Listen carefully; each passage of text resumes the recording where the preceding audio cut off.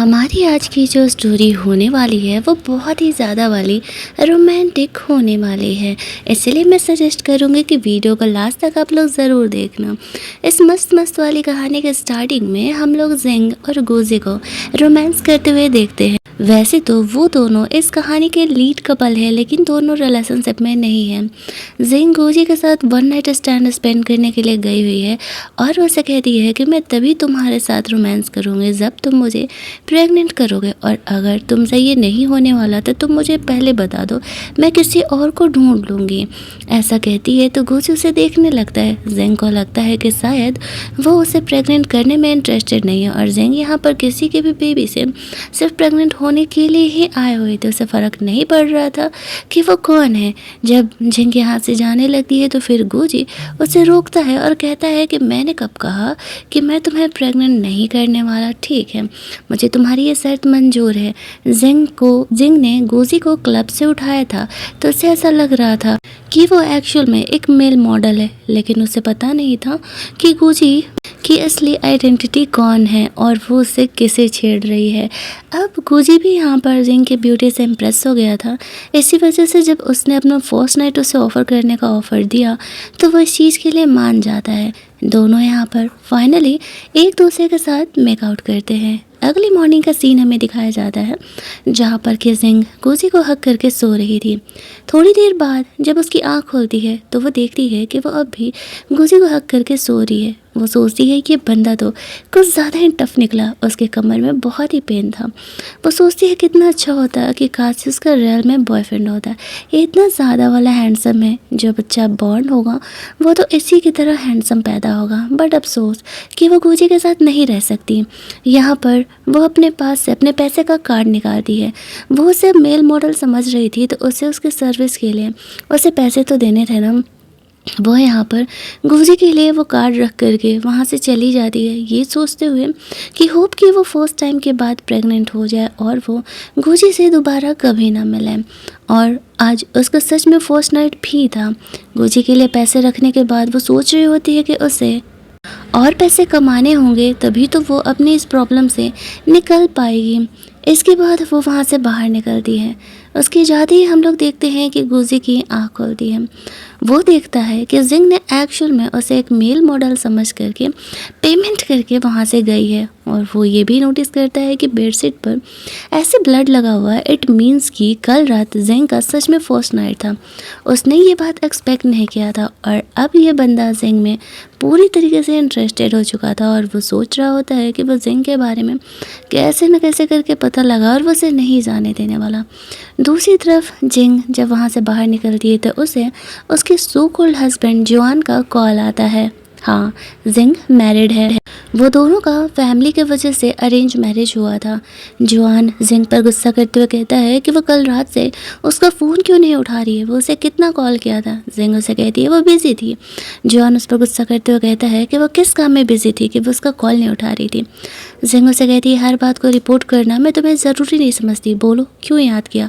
जुआन कहता है ग्रैंडफादर की तबीयत ख़राब है, वो तुमसे मिलना चाहते हैं, जल्दी हॉस्पिटल आ जाना। जिंग बोल देती है ठीक है और फिर वो जुआन के ग्रैंडफादर से मिलने के लिए चली जाती है। उसके जाते ही हम लोग गुजी को देखते हैं। वो कमरे से बाहर निकलता है। वो जिंग को जाते हुए देख रहा था। उसे पता चलता है कि सच में यहाँ पर जुआन का एक हस्बैंड भी है। उसने उसे जुआन से बात करते हुए सुना था, लेकिन वो फिर भी जिंग को जाने नहीं देने वाला था। दूसरी तरफ जिंग यहाँ हॉस्पिटल में पहुँचती है जहाँ पर कि जुआन काफ़ी देर से उसके आने का वेट कर रहा था, क्योंकि ग्रैंडफादर जिंग से मिलने का जिद कर रहे थे। वो उसे देखते ही गुस्सा करने लगता है कि वो कहाँ रह गई थी। जिंग उसकी बातों को इग्नोर करके ग्रैंडफादर से बात करने के लिए जाती है, जहाँ पर कि ग्रैंडफादर जिंग को कह रहे होते हैं कि अब उनके पास ज़्यादा दिनों की ज़िंदगी नहीं बची है। उनकी अंतिम विश यही है कि वो उसके और जिंग के बेबी को देखना चाहते हैं। वो चाहते हैं कि कम से कम जिंग प्रेग्नेंट हो जाए। जिंग इस बात पर चुप थी तो ग्रैंडफादर कहते हैं कि लगता है कि तुम दोनों ऐसा नहीं चाहते, और उनकी तबीयत यहाँ पर ख़राब होने लगती है। इस बात पर गुजी उल्टे जिंग पर ही गुस्सा करने लगता है और वो जल्दी जल्दी नर्स डॉक्टर को बुलाता है ताकि वो लोग ग्रैंडफादर को ट्रीट कर सके। नर्स यहाँ पर आती है तो वो उन दोनों को कमरे से बाहर निकलने के लिए बोलती है। जुआन जिंग को खींचते हुए बाहर लेकर के जाता है और कहता है कि तुम्हें शर्म नहीं आती, ग्रैंडफादर की तबीयत ऑलरेडी खराब है और तुम उन्हें परेशान कर रही हो। इस बात पर जिंग कहती है, अच्छा मैं परेशान कर रही हूँ पिछले 3 साल से, और पिछले 3 सालों से तुम अपनी गर्लफ्रेंड वही के साथ रह रहे हो, एक रात भी तुमने मुझे टच नहीं किया, तो फिर मैं प्रेग्नेंट कैसे होती। जॉन उसे कहता है, मुझे इस बात से फ़र्क नहीं पड़ता, मैंने तुम्हें कहा था कि मैं सिर्फ और सिर्फ वही से प्यार करता हूँ, अगर ग्रैंडफादर फोर्स नहीं करते तो मैं कभी तुमसे शादी ही नहीं करता, ये बात तुम्हें अब तक समझ जानी चाहिए। मैंने तुम्हें कहा था तुम किसी के भी बेबी को लेकर के प्रेग्नेंट हो जाओ, मुझे सिर्फ तुम्हारे प्रेगनेंसी से मतलब है ग्रैंडफादर के लास्ट विश को सेटिस्फाई करने के लिए। जिंग कहती है, हाँ, और जैसा तुमने कहा था मैंने वैसा किया, मैंने खुद के लिए एक लड़का ढूंढ लिया है जो कि मुझे प्रेग्नेंट कर सकता है। अब यहाँ पर जोहान को लग रहा होता है कि जिंग झूठ बोल रही है। इस बात पर वो उससे गुस्सा करते हुए कहता है कि मुझे ये बकवास सुनने का बिल्कुल भी मूड नहीं है, अगर तुमसे नहीं हो रहा है तो बोलो, मैं तुम्हारा हेल्प करता हूँ, मैं तुम्हारे लिए लड़के ढूंढ के लाऊंगा। जिंग कहती है, नहीं, रिजल्ट तुम्हें जल्दी ही मिल जाएगा। ऐसा कह के वो वहाँ से जाने लगती है। उसने अपने दिल से जोहान को पूरी तरीके से निकाल दिया था जिस दिन जोहान ने उसे किसी के भी बेबी को लेकर के प्रेग्नेंट होने के लिए बोल दिया था। ये प्यार में पड़ी हुई लड़कियां सच में ढक्कन हो जाती हैं। जब उसे पता चला था पिछले 3 सालों से कि जोहान वही में इंटरेस्टेड रहते, तभी उसे उसका पीछा छोड़ देना चाहिए था। जोहान जिंग को वॉइस मैसेज डालता है, वो उसे 1 महीने का वक्त दे रहा है, अगर 1 महीने में वो प्रेग्नेंट नहीं हुई तो फिर वो उसके लिए लड़के ढूंढ के लेकर के आएगा और जिंग को वही करना होगा जो कि वो कह रहा होगा। अब यहाँ पर जिंग वहाँ से जा ही रही होती कि उसे जुआन का ये मैसेज आता है। वो उसे ओके का रिप्लाई दे देती है। उसने तो ये एक्सपेक्ट किया था कि वो गुजी के साथ उस रात इंटीमेट हुई थी, तो उसके बाद 90% चांसेज हैं कि वो प्रेग्नेंट हो जाए। इसी वजह से वो इस चीज़ को लेकर के काफ़ी काम डाउन थी। एक्चुअल में जुआन से उसे फंडिंग की ज़रूरत है उसके डैड की कंपनी के लिए, और ये उसके लिए बहुत ही अर्जेंट है। इसी वजह से जिंग ने जुआन से शादी करने के लिए हाँ कह दिया था। लेकिन जब उसे पता चला कि वो उससे प्यार नहीं करता है, तो फिर उसे लगा कि शायद रिलेशनशिप से निकल जाने में ही भलाई है। लेकिन तब तक चीज़ें बहुत ही कॉम्प्लिकेटेड हो चुकी थी। दूसरे सीन में हमें पता चलता है कि गुजी एक्चुअल में एक बहुत बड़ी कंपनी का ऑनर है और वह जिंग को भूल नहीं पा रहा है। उसने अपने सेक्रेटरी को वहाँ होटल के सारे सीसीटीवी फुटेज को डिलीट करने के लिए बोला था और साथ ही में जिंग के बारे में सब कुछ पता लगाने के लिए बोला था। जिंग के बारे में उसे काफ़ी कुछ चीज़ें पता तो चल पाती है, लेकिन उतना भी नहीं है जितना कि गोजी के लिए काफ़ी है। गोजी को उसका सेक्रेटरी नींद का दवा लेने के लिए देता है, जो कि हमेशा ही गोजी लिया करता था क्योंकि उसे नींद ना आने की प्रॉब्लम थी। लेकिन जब से वह जिंग से मिला है तब तक उसका ये प्रॉब्लम भी सॉल्व हो चुका है। वो जिंग के साथ बिताए हुए रात को याद कर रहा था और अपने सेक्रेटरी को कहता है कि नहीं, मुझे अब इस दवा की ज़रूरत नहीं है, मुझे जिंग की ज़रूरत है जिसने कि मेरी इस प्रॉब्लम को सॉल्व किया है। और वो अपने सेक्रेटरी को बोलता है कि जितना जल्दी हो सके जिंग के बारे में मुझे सारी इन्फॉर्मेशन चाहिए। उसका सेक्रेटरी तो समझ ही रहा था कि गुजी यहाँ पर ज़रूर ही जिंग में ज़्यादा वाला इंटरेस्टेड हो चुका है, इसी वजह से वो ऐसे जिंग के बारे में पता लगाने के लिए बोल रहा है। कुछ दिनों बाद का सीन हम लोग देखते हैं जहाँ पर कि जिंग जोहान के साथ चेक कराने के लिए गई हुई थी कि वो प्रेग्नेंट है या नहीं, लेकिन वहाँ पर उसे बैड न्यूज़ मिलता है कि एक्चुअल में वो प्रेग्नेंट नहीं है। डॉक्टर उसे समझाती है कि कोई बात नहीं, ज़्यादा परेशान होने वाली बात नहीं है, वो दोनों वापस से ट्राई कर सकते हैं और वो लोग तो काफ़ी अभी यंग है, ज़रूरी नहीं है कि हर बार एक बार में ही कोई भी वुमेन प्रेग्नेंट हो सके। अब गुजी को ऐसा लगने लगता है कि जिंग ने उसे झूठ बोला था कि उसने किसी लड़के को ढूंढा है। उसे ऐसा लग रहा था कि जिंग से वक्त पर बात करना चाह रही है और वो गुजी से अलग नहीं होना चाह रही। लेकिन जिंग ने क्या किया था वो भी जानती है। वो जिंग पर गुस्सा करने लगता है कि तुम्हें क्या लगता है मैं तुम्हारी जैसी लड़की में इंटरेस्टेड हूँ, वही को देखो वो कितनी अच्छी है, कितनी प्योर है और सिर्फ मुझसे प्यार करती है, इसी वजह से तो मैं पिछले 3 सालों से उसके साथ हूँ। जिंग इस बात पर स्माइल करने लगती है। जोहान उसे कहता है कि तुम तो मेरे लिए इतनी बोरिंग लड़की हो कि अगर तुम मेरे सामने न्यूड भी खड़ी रहोगी तब भी मैं तुम्हें इंटरेस्ट नहीं लूँगा। जिंग उसे कहती है इतना भी इंसल्ट करने का ज़रूरत नहीं है, और अभी 1 महीना बीता नहीं है, तुमने 1 महीने का वक्त दिया था ना, जिस दिन वो बीत जाएगा और मैं प्रेग्नेंट नहीं होंगी उस दिन तुम मुझसे बात करने के लिए आना। गुजी उसे कहता है मुझे पता है कि तुम सब ड्रामा कर रही हो, अगर तुम्हें प्रेग्नेंट होना होता और तुमने सच में किसी को रखा होता तो मुझे पता चल जाता, लेकिन तुम सिर्फ मेरा वक्त पर बात कर रही हो। जिंग उसे कहती है भरोसा नहीं करना है मत करो, लेकिन मैं तुमसे झूठ नहीं बोल रही। यहाँ पर जिंग को कितना बुरा लग रहा होगा, उसका खुद का हस्बैंड उसे किसी और के साथ रोमांस करने के लिए बोल रहा है। जॉन उसे कहता है कि तुम्हें पता है कि अगर तुमने मेरी बात नहीं मानी और तुम किसी और के बेबी को लेकर के प्रेग्नेंट नहीं हुई तो हम तुम्हारे डैड को वापस से जेल भेज देंगे। एक्चुअल में जिंग के जो डैड थे वो किसी रीजन से कंपनी के फ्रॉड के जाल में फंस गए थे और यहाँ पर उस समय जॉन की फैमिली ने उनका हेल्प किया था उसे जेल से बाहर रहने में। इसी वजह से जिंग को अपने डैड की कंपनी संभालने के लिए जॉन के ग्रैंडफादर का इन्वेस्टमेंट का ज़रूरत था और यही सारी चीज़ों की वजह से वो ये सब कुछ कर रही होती है। वो जॉन को कहती है ठीक है, वो जल्द से जल्द प्रेग्नेंट होने का कोशिश करेगी। दोनों अभी इसी बारे में बात ही कर रहे होते हैं कि जॉन को वही का वीडियो कॉल आने लगता है। वही के सामने वो स्पीकर पे बात कर रहा था जिंग के सामने, तो उसे पूछती है क्या हुआ, जिंग प्रेग्नेंट हुई या नहीं। तो जॉन उसे कहता है अरे कहाँ, ये तो सिर्फ टाइम पास कर रही है, तुम्हें तो पता है ना ये कितना ड्रामा करती है। वही ये जानने के बाद भी कि जॉन मैरिड है, वो तब भी उसके साथ रिलेशनशिप में थी।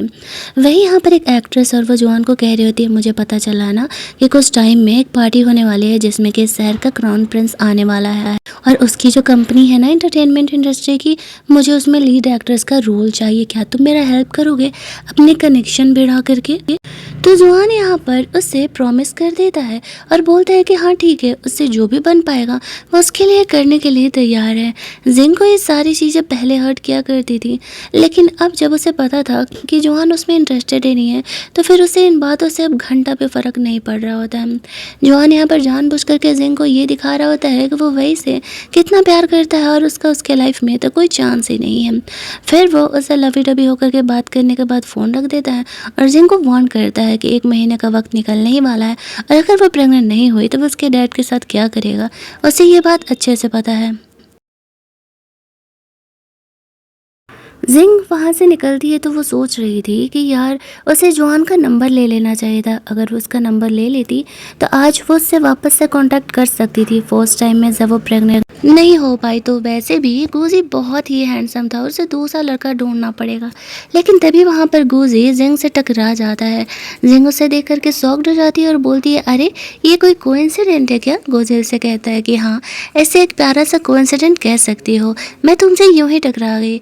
जिंग से वो पूछता है कि वो यहाँ क्या कर रही है। तो जिंग उसे कहती है एक्चुअल में ना तुम उस रात तो मुझे प्रेग्नेंट कर नहीं पाए, शायद मेरा बेबी तुम्हें अपना फादर नहीं बनाना चाहता, तो मैं किसी और को उसका फादर ढूंढने के लिए जा रही हूँ। गुजी उसे रोकते हुए कहता है कि तुम्हें किसी और को ढूंढने की क्या ही ज़रूरत है, मैं हूँ ही तुम्हारे सामने। और सोचो वैसे भी मेरे जीन्स इतने अच्छे हैं, मैं इतना हैंडसम हूँ, तो तुम्हारा बेबी कितना हैंडसम होगा। जिंग इस बात को जानती थी कि गुजी का बेबी बहुत ही हैंडसम होने वाला है, लेकिन फिर वो गुजी को रियलिटी बताती है कि एक्चुअल में उसके पास पैसे नहीं हैं गुजी को ऑफर करने के लिए। अब इस बात पर गुजी स्माइल करते हुए कहता है कोई बात नहीं, इस बार वो सर्विस उसे फ्री देने वाला है। जिंग कहती है फ्री, लेकिन ये तो तुम्हारे रूल के खिलाफ है ना। गुजी उसे कहता है तुम्हें इस बात की फिक्र करने की ज़रूरत नहीं है, वैसे भी तुमने मुझे जिस काम के लिए फर्स्ट टाइम हायर किया था वो तो मैं कर नहीं पाया, तो मैं सेकेंड टाइम इसी वजह से सर्विस तुम्हें फ्री दे रहा हूँ। जिंग इस बात से खुश थी कि उसे किसी और के पास नहीं जाना पड़ेगा और गुजी ऑलरेडी इतना हैंडसम है तो उसे वापस से दोबारा बुरा नहीं लगने वाला था। गुजी यहाँ पर जिंग को किस करने लगता है और दोनों एक होटल में जाते हैं जहाँ पर कि वो दोनों रोमांस कर रहे थे। तो जिंग उसे कहती है कि मेरे वेस्ट के नीचे एक पिलो लगा दो, मैंने सुना है कि इससे काफ़ी कंफर्टेबल होता है चीज़ें। गुजी इस मामले में भले ही एक्सपीरियंस था, लेकिन जिंग के लिए तो चीज़ें नहीं थी ना, तो जैसे वो कह रही थी उसके कंफर्ट के हिसाब से वो वैसा ही करता है। इसके बाद दोनों यहाँ पर रोमांस करते हैं। नेक्स्ट मॉर्निंग जब वो जगती है तो देखती है कि वो प्यार से गुजी को हक करके सो रही है, जैसा कि एक्शन में वो उसका पार्टनर है। आज भी जिंग की हालत ख़राब थी, वो सोच रही होती कि शायद इस बार तो वो गुजी के बेबी को लेकर प्रेग्नेंट हो ही जाएगी। फ्लैशबैक में वो कल रात की बातें याद कर रही थी, जब प्रोसेस के समय वो जिंग को वाइफ करके पुकारता है। उसकी तो हार्ट बीट ही बढ़ जाती है। पिछले 3 सालों से वो जॉन के साथ मैरिड है, लेकिन जॉन ने कभी उसे आज तक वाइफ करके नहीं पुकारा। गुजी यहाँ पर जगता और जिंग को कहता है कि क्या हुआ, क्या वो रिग्रेट कर रही है। जिंग कहती है कि नहीं वो रिग्रेट नहीं कर रही है, लेकिन वो मैरिड है, उसका हस्बैंड और उन दोनों का रिलेशनशिप काफ़ी अच्छा है। गुजी हंसते हुए कहता है ओह अगर ऐसा होता तो भला तुम मेरे साथ क्या करती। जिंग मुझसे कहती है कि ये मेरी खुद की प्रॉब्लम है मैं तुम्हें क्यों ढूंढ रही हूँ खुद के बेबी का फादर बनने के लिए, लेकिन इतना तुम समझ लो कि मैं एक्चुअल में मैरिड हूँ और मैं अपने हस्बैंड से बहुत ही प्यार करती हूँ, तो बेहतर होगा कि तुम दोबारा मुझे कांटेक्ट करने का कोशिश ना ना करो, हमारा रिलेशनशिप यहीं एंड होता है। गोजी उसे रोकते हुए कहता है, लेकिन मैं तो सच में तुम्हारे साथ लॉन्ग टर्म रिलेशनशिप रखना चाहता हूँ, क्या तुम मुझ में इंटरेस्टेड नहीं हो? जिंग कहती है कि नहीं, हम इस रिलेशनशिप को कंटिन्यू नहीं कर सकते। वो वहाँ से जाने लगती है तो गोजी उसे बोलता है, गुजी उसे रोकते हुए कहता है कि आज रात मैं तुम्हारा इंतज़ार करूंगा, अगर तुम नहीं आई तो मैं समझ लूँगा कि शायद तुमने मुझे डंप कर दिया। ये बातें सुन करके जिंग को गुजी के लिए बुरा लग रहा था, लेकिन वो एक मेल मॉडल के साथ अपने रिलेशनशिप को आगे कैसे कंटिन्यू कर सकती थी? वो तो सिर्फ उसका इस्तेमाल कर रही थी प्रेग्नेंट होने के लिए। वो वहाँ से चली जाती है और गुजी सोच रहा होता है कि क्या जिंग आएगी या नहीं।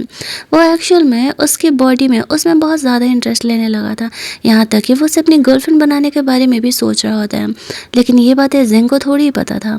नेक्स्ट सीन में हम लोग जिंग को जुआन के साथ देखते हैं, जो कि जुआन के ओल्ड हाउस गई हुई थी। उसके पेरेंट उन दोनों को मिलने के लिए यहाँ पर बुलाए हुए थे। जुआन जिंग को वार्न करता है कि पेरेंट को पता नहीं चलना चाहिए मेरे और वही के रिलेशनशिप के बारे में।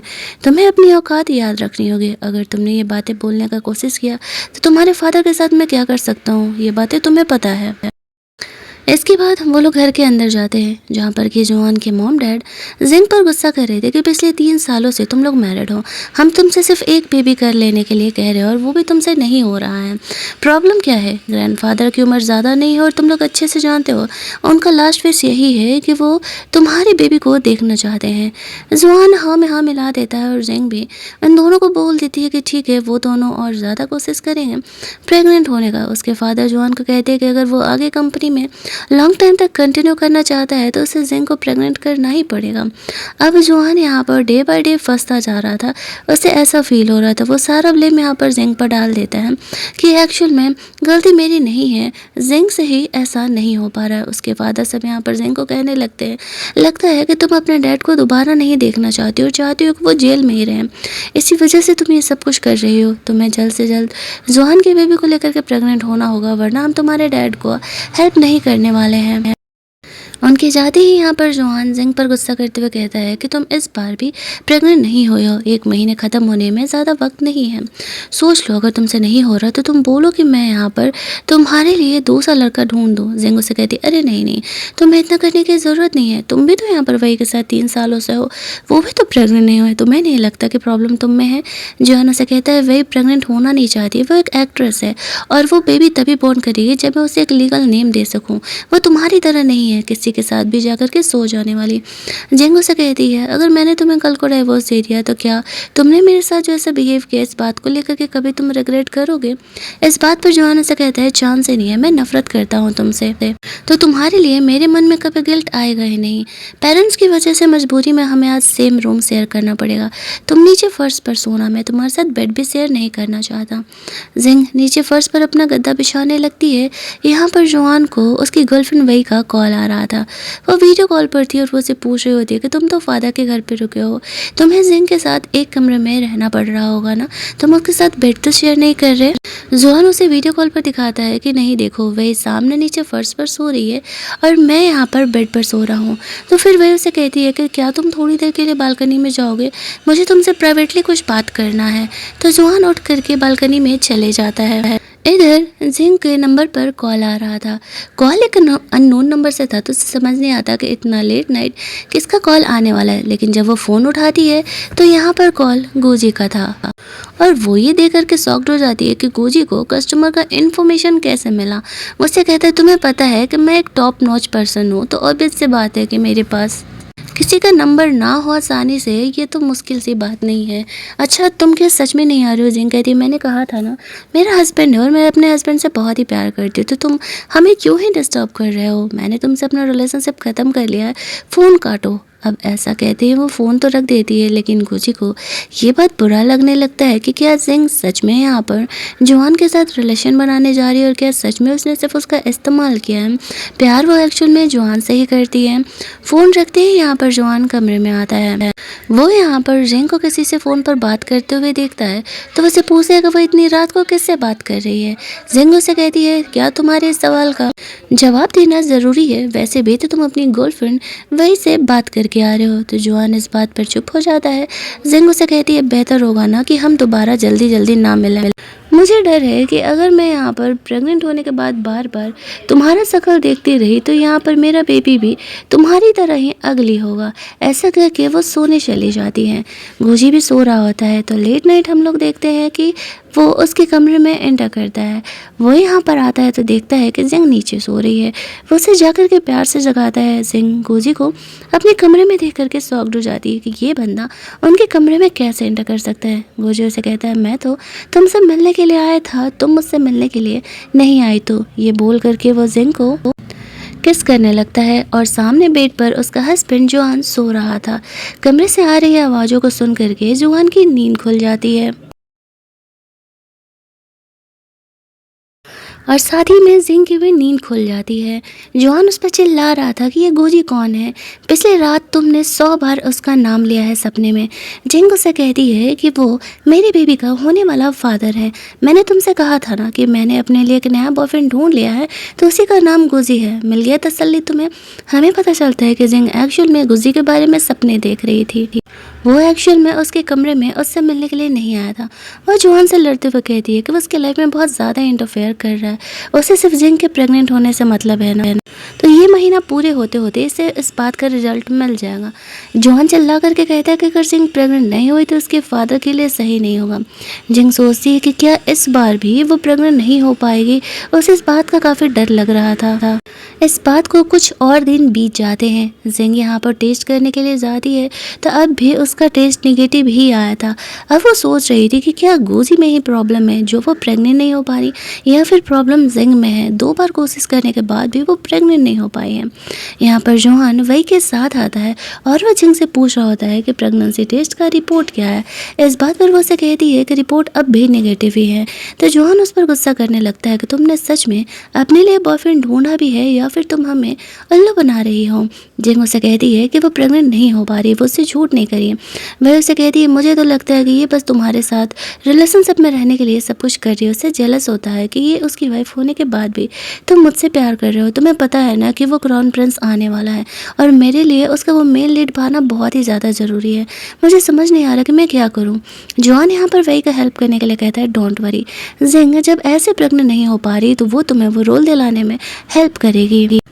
वो यहाँ पर जिंग को कहता है कि अभी जो हम लोग पार्टी में जाने वाले हैं वहाँ पर वो क्राउन प्रिंस आने वाला है और जिंग को उसे सेड्यूस करना होगा, उसे पटाना होगा और साथ ही में उसके बेबी को लेकर के उसे प्रेग्नेंट होना होगा। और अगर वो ऐसा करती है तो उसी के थ्रू वो लोग उसे ब्लैकमेल करके वही को बोलेंगे कि वो उसे फीमेल लीड दे दे। और अगर जिंग ने ऐसा नहीं किया तो वो सेम उसे धमकी देता है कि वो उसके डैड को ऐसे हेल्प नहीं करने वाला है जेल से बाहर आने के लिए। जिंग सोचती है वैसे भी गुजी से कुछ हो नहीं रहा तो क्यों ना वो उस क्राउन प्रिंस को ये ट्राई करे, क्या पता उसकी किस्मत अच्छी हो और इस बार सच में उसका क्राउन प्रिंस उससे सेड्यूस हो जाए और उसका काम हो जाए। इन लोगों को तो लग रहा था कि वो जो क्राउन प्रिंस होने वाला है। जुआन उसे कहता है कि बस कुछ दिन और 1 महीना पूरा होने वाला है वरना वो जिंग को फिर छोड़ देगा और जिंग भी उसे नहीं छोड़ सकती थी। तो वो इनकी बातों के लिए मान जाती है। इन दोनों को वहाँ छोड़ करके वो वॉशरूम से बाहर निकल जाती है। वही सिर्फ जुआन का इस्तेमाल कर रही होती है। वो उसे कहती है कि जिंग से हो तो पाएगा ना, वो मुझे वो लीड रोल दिला तो पाएगी ना। जुआन उसे कहता है कि भरोसा रखो वो ऐसा कर लेगी। तभी उसकी नज़र यहाँ पर जिंग के वहाँ टेस्ट कार्ड पर पड़ता है। वो उसे चेक करने के लिए जा रहा था तो जो उसकी गर्लफ्रेंड वही थी वो उसे रोक देती और कहती चलो पार्टी के लिए रेडी होने चलते हैं वरना हम लोग लेट हो जाएंगे। तो फिर वो पार्टी के लिए निकल जाता और हम व्यूवर्स क्या देखते कि एक्चुअल में वो लाइन सिंगल से डबल हो चुका है। इट मीन्स कि जिंग अभी प्रेग्नेंट है और ये बातें उसे पता नहीं है। वो तो नॉर्मली इसी बात को ट्रीट कर रही है कि वो प्रेग्नेंट नहीं है और घुजी किसी काम का नहीं है, लेकिन एक्चुअल में सिंगल से डबल लाइन कुछ देर बाद हुआ था। ये एक बड़ा सीक्रेट ही है। फिर हमें वो पार्टी का सीन दिखाया जाता है जहाँ पर कि जुआन वही और जिंग तीनों साथ में गए थे और जो सारे लोग थे वो जुआन और वही को ही एक्चुअल कपल समझ रहे थे। जिंग को देख करके उसका इंसल्ट करते हुए कहते हैं कि ये ऐसे अजीब से कपड़ों में कौन आई है, जरूर ही तुम्हारी फैमिली की ये हेल्पर होगी, जाओ हम सबके लिए कॉफ़ी लेकर के आओ। अब यहाँ पर जिंग सामने आती है और कहती है अफसोस कि मैं कोई हेल्पर नहीं हूँ, मैं यहाँ पर जुआन की लीगल वाइफ हूँ। ये बात सुनते ही सब शॉक्ड हो जाते हैं कि क्या जुआन सच में जिंग से मैरिड है। जुआन जिंग को ऐसे साइड में लेकर के जाता है और वो कहते हैं कि क्या बकवास कर रही हो। जिंग उसे कहती है कि तुम भूल रहे हो कि हम दोनों लीगल हस्बैंड वाइफ हैं। जितना तुम्हें वही की इमेज की पड़ी है ना, उतना ही मुझे भी मेरी इमेज की पड़ी है।